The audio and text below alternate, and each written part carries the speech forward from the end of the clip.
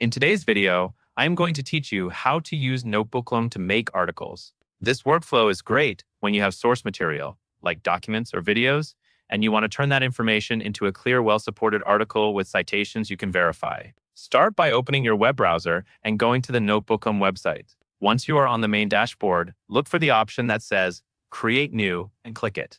This creates a fresh notebook, which is where your sources and your writing process will live. Creating a new notebook for each article keeps everything organized and makes it easier to track where your information came from. Next, you will upload your sources. In the pop-up window, choose the materials you want Notebooklm to read. You can add PDFs, paste YouTube links, or connect files from your drive. As you add items, they will populate the source panel on the left side of the screen. A helpful tip here is to use sources that match your topic closely.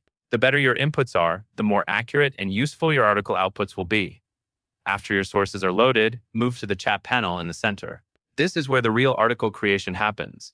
Type a clear question about your topic, and Notebooklm will generate an answer based on your uploaded sources. It will also include clickable citations, so you can jump directly to the exact place where the information came from.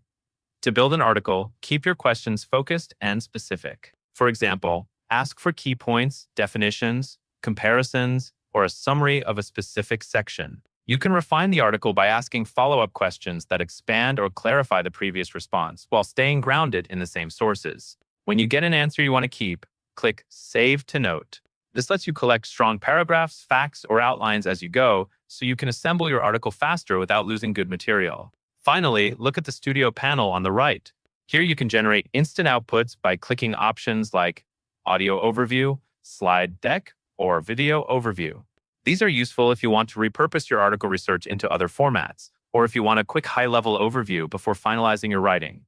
That covers everything you need to know.